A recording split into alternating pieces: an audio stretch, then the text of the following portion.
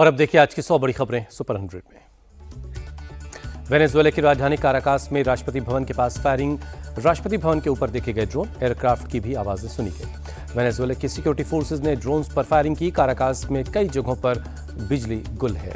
Venezuela की firing को लेकर व्हाइट हाउस ने जारी किया बयान, कहा फायरिंग में अमेरिका का कोई हाथ नहीं। न्यूयॉर्क की फेडरल कोर्ट में निकोलस मादुरो ने नार्को टेररिज्म के तमाम आरोपों को खारिज किया, कहा मैं दोषी नहीं हूं, आज भी वेनेजुएला का राष्ट्रपति हूं। निकोलस मादुरो ने फेडरल कोर्ट में एक ट्रांसलेटर के जरिए स्पेनिश में रखा अपना पक्ष, कहा मुझे किडनैप किया गया, काराकास में मेरे घर से मुझे उठाया गया। निकोलस मादुरो ने फेडरल कोर्ट में कहा मैं एक शरीफ आदमी हूं, इन आरोपों का इस्तेमाल ट्रंप प्रशासन ने मुझे पकड़ने और न्यूयॉर्क लाने के कदम को सही ठहराने के लिए किया है। निकोलस मादुरो और उनकी पत्नी सिलिया फ्लोरेस की कोर्ट में अगली पेशी अब 17 मार्च को होगी। मादुरो और उनकी पत्नी को कड़ी सुरक्षा के बीच कोर्ट से वापस ब्रुकलिन पहुंचाया गया।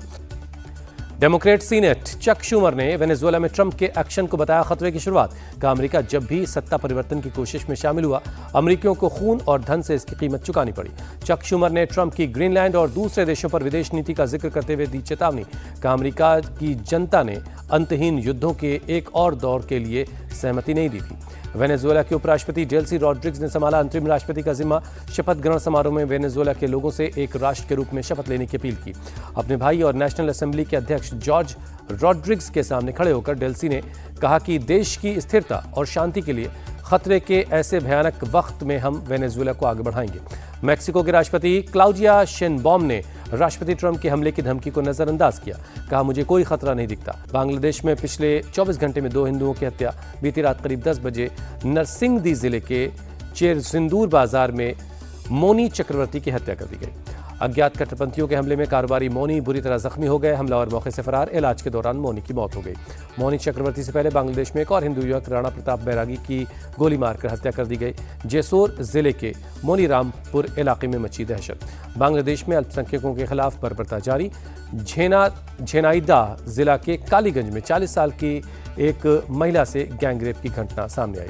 आरोपी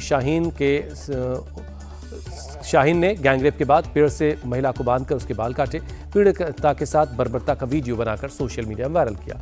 पीड़िता के मुताबिक शाहीन से 2.5 साल पहले 20 लाख टका में एक जमीन और 2 मंजिला इमारत खरीदी थी। शाहीन ने कई बार उसके साथ गलत संबंध बनाने का प्रस्ताव किया। पीड़िता ने पुलिस को बताया शनिवार की शाम शाहीन अपने साथी दोस्त के साथ घर में घुसा, बलात्कार के बाद 50,000 टका की मांग भी की। दिल्ली के वेलकम इलाके में देर रात 2 युवकों पर चाकू से हमला, एक युवक की मौत, दूसरे की हालत गंभीर है। पीली मिट्टी इलाके में एक पार्क में अरमान और अल्ताफ पर अज्ञात लोगों ने हमला कर दिया। अल्ताफ का जीटीबी अस्पताल में इलाज चल रहा है। पुलिस और फॉरेंसिक की टीम मौके पर जांच में जुटी है। हमलावरों की शिनाख्त और तलाश के लिए सीसीटीवी खंगाले जा रहे हैं। दिल्ली के लक्ष्मी नगर इलाके में ट्रिपल मर्डर से हड़कंप, आरोपी युवक ने मां, बहन और भाई की हत्या कर दी, थाने में जाकर सरेंडर किया। यूपी में आज आएगी एसआईआर की ड्राफ्ट लिस्ट, दावे और आपत्तियों के लिए 6 फरवरी तक का वक्त दिया गया है। एसआईआर के खिलाफ आज कोर्ट जाएंगी ममता बनर्जी। एक जनसभा में उन्होंने इसका ऐलान किया था।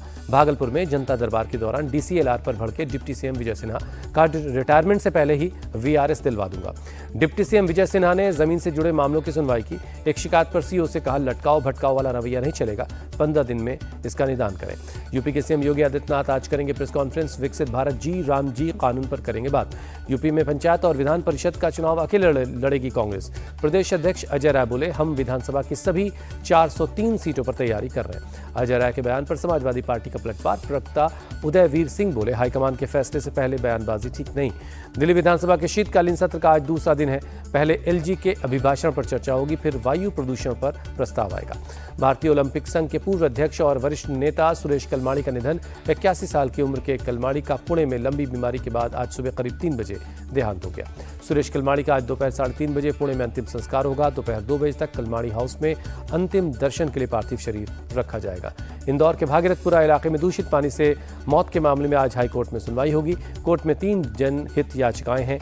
राज्य सरकार को आज स्टेटस रिपोर्ट सौंपनी है। बेंगलुरु में भी दूषित पानी की सप्लाई की शिकायत आई। पिछले 2-3 महीने से लिंगराजपुरम इलाके में पीने के पानी की सप्लाई में सीवेज के पानी मिला होने का आरोप लग रहा है। यूपी के संभल में अवैध मकानों पर चलेगा बुलडोजर। राया बुजुर्ग इलाके में लोगों ने अवैध मकान बनाए हैं। वाराणसी के दाल मंडी में आज फिर बुलडोजर एक्शन, अतिक्रमण को हटाया जाएगा। बिहार के मुजफ्फरपुर में अतिक्रमण के खिलाफ फिर चलेगा बुलडोजर, दुकानों और घरों को ध्वस्त किया जाएगा। मथुरा में आज से शुरू होगी आरएसएस की अखिल भारतीय कार्यकारिणी की बैठक। वृंदावन के केशव धाम में 2 दिन चलेगी कार्यकारिणी। कोर्ट से बेल खारिज होने पर उमर खालिद का पहला रिएक्शन, कहा अब जेल ही मेरा घर है। बाकी साथियों की रिहाई पर खुशी का इजहार किया। नॉर्थ ईस्ट को भारत से अलग करने की सोच रखने वालों पर हंटर चला। उमर खालिद और शर्जील इमाम पर असम के सीएम हिमंता बिस्वा शर्मा का बयान। बीजेपी नेता विनोद बंसल ने सुप्रीम कोर्ट के फैसले का स्वागत किया। कहा देश की सुरक्षा और दंगाइयों पर शिकंजा कसने के लिए ये जरूरी है। कांग्रेस सांसद इमरान मसूद बोले, मौलिक अधिकारों के नाते दोनों आरोपियों को जमानत मिलनी चाहिए थी। उमर खालिद ने कसाब से भी बड़ा अपराध किया। केंद्रीय मंत्री गिरिराज सिंह का बयान। बीजेपी सांसद रविशंकर प्रसाद का सवाल, कहा आरोपियों के वकालत करने वाले बताएं दिल्ली में 50 लोगों की मौत का जिम्मेदार कौन है। शिवसेना यूबीटी नेता आदित्य ठाकरे ने सवाल उठाया। बोले कुलदीप सिंह सेंगर जैसे लोगों को बेल मिल जाती है और सोनम वांगचुक जेल में हैं, इससे बड़ा न्यायिक अपराध नहीं हो सकता। उत्तराखंड के मुख्यमंत्री पुष्कर सिंह धामी ने केंद्रीय मंत्री नितिन गडकरी से मुलाकात की। कहा राज्य की सभी सड़कों और सभी परियोजनाओं की समीक्षा की गई।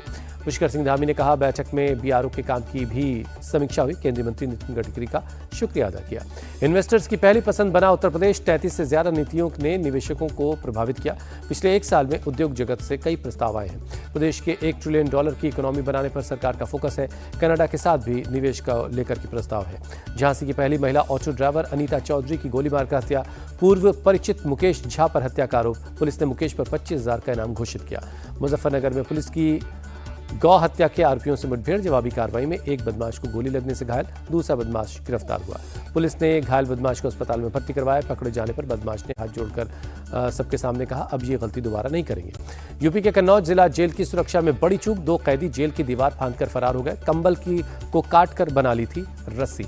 जिला जेल के जेलर समेत 5 अधिकारी सस्पेंड किए गए। कैदियों को पकड़ने के लिए 2 डिप्टी जेलर समेत पुलिस की कई टीमें तैनात की गई हैं। मध्य प्रदेश की जबलपुर में पुलिस ने हेल्थ वर्कर की हत्या के मामले में 7 आरोपियों को गिरफ्तार किया। डीएसपी अंजना तिवारी ने जानकारी दी। छत्तीसगढ़ के रायगढ़ में एक महिला पुलिसकर्मी पर हमला और बदसलूकी के मामले में कार्रवाई। मुख्य आरोपी को जनता के सामने परेड करवाई गई। पुलिस ने मुख्य आरोपी से कान पकड़कर उठक बैठक करवाई। गले में चप्पलों की माला पहनाई गई। पुलिस ने मामले में 5 आरोपियों को गिरफ्तार किया है। एक और आरोपी की पहचान हुई है। जल्द ही उसकी गिरफ्तारी का दावा है। दमन में पैकेजिंग कंपनी में लगी भीषण आग। आसमान में उठी आग की लपटें।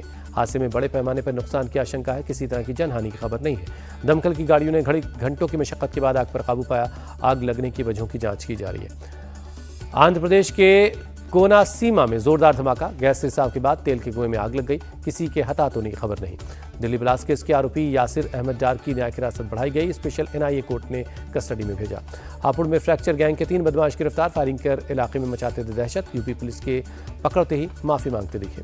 बुलंदशहर में OLX पर कार बेचना पड़ा भारी। टेस्ट ड्राइव के बहाने कार लेकर फरार हुआ शख्स। बेटिंग मामले में फंसे यूट्यूबर अनुराग द्विवेदी पर ईडी का शिकंजा। छापेमारी के बाद 2 लग्जरी कारों को जब्त कर लिया गया। गढ़ मुक्तेश्वर में पुलिस बदमाशों की मुठभेड़। गौकशी के खिलाफ पुलिस की ड्राइव। 4 बदमाशों को हाफ एनकाउंटर के बाद गिरफ्तार किया। सूरत में फूड सेफ्टी डिपार्टमेंट की बड़ी कार्रवाई। 300 किलो से ज्यादा नकली घी बरामद हुआ।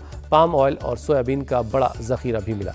नागपुर में गर्लफ्रेंड पर कमेंट से भड़के एक शख्स ने एक युवक को मौत के घाट उतार दिया। 4 लोगों को जख्मी कर दिया। पुलिस ने 6 आरोपियों को दबोच लिया है। राजस्थान के अजमेर में बदमाशों ने कार रुकवाकर एक शख्स से 46 लाख रुपए लूट लिए।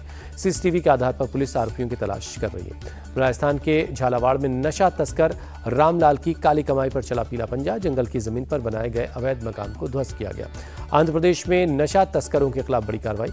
विशाखापट्टनम से 2 पैडलर्स पकड़े गए। कुल 7 आरोपी गिरफ्तार। 5 किलो से ज्यादा गांजा जब्त किया गया। मणिपुर के बिष्णुपुर में back to back 4 IED blast. धमाके में 4 लोग जख्मी हो गए। नागालैंड के दीमापुर में कस्टम का बड़ा एक्शन। होटल में रेड के दौरान भारी मात्रा में जानवरों की खाल मिली। तस्कर को गिरफ्तार किया गया। शिमला की मानव भारत यूनिवर्सिटी में फर्जी डिग्री का मामला। कोर्ट ने 2 आरोपियों को भगोड़ा घोषित कर दिया है। लखनऊ में ट्रैफिक पर बड़ा प्रहार। शहर के 11 रूट्स पर ई-रिक्शा बैन कर दिया गया। डीसीपी ट्रैफिक कमलेश दीक्षित ने जानकारी दी। उत्तर प्रदेश, मध्य प्रदेश, हरियाणा और पंजाब में आज रहेगा जबरदस्त कोहरा। उत्तराखंड, हिमाचल और जम्मू कश्मीर में बारिश की भी आशंका है।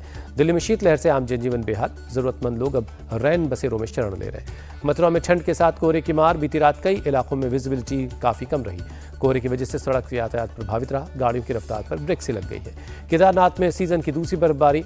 मंदिर समेत पूरे इलाके में बर्फ की ही बर्फ दिखाई दे रही है। लगातार 4 दिन की बर्फबारी के बाद केदारनाथ में पारा -21 डिग्री सेल्सियस तक जा पहुंचा है। जम्मू कश्मीर के करना चौकी बल में भारी बर्फबारी हुई है, सड़कों पर बिछी है बर्फ की चादर। बीआरओ की टीम ने बर्फ हटाने के लिए अभियान चलाया, कई मशीनों और गाड़ियों को लगाया गया है। भारत की अंडर 19 टीम की साउथ अफ्रीका के खिलाफ दूसरी मैच में धमाकेदार जीत, साउथ अफ्रीका को 8 विकेट से हराया। भारत को 27 ओवर में 174 रनों का डीएलएस टारगेट मिला था, जिसे टीम इंडिया ने 21 गेंद बाकी रहते ही हासिल कर दिया।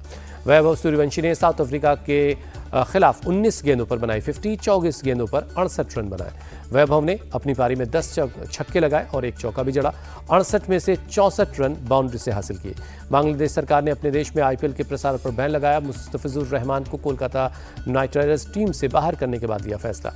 टेस्ट क्रिकेट में जो रूट ने रिकी पॉन्टिंग की बराबरी की, 41 शतक पूरे कर तीसरे स्थान पर पहुंचे। रिलायंस फाउंडेशन ने यूनाइटेड इन ट्रायम्फ कार्यक्रम का आयोजन किया। वर्ल्ड कप जीतने वाली भारतीय क्रिकेट टीमों को सम्मानित किया गया। मुंबई में यूनाइटेड इन ट्रायम्फ कार्यक्रम में पहुंचे सचिन तेंदुलकर पत्नी और बेटी के साथ नजर आए। असम के गोलाघाट दौरे पर पहुंचे मुख्यमंत्री हिमंता बिस्वा शर्मा, लवलीना बोरगोहेन स्पोर्ट्स कॉम्प्लेक्स का उद्घाटन किया।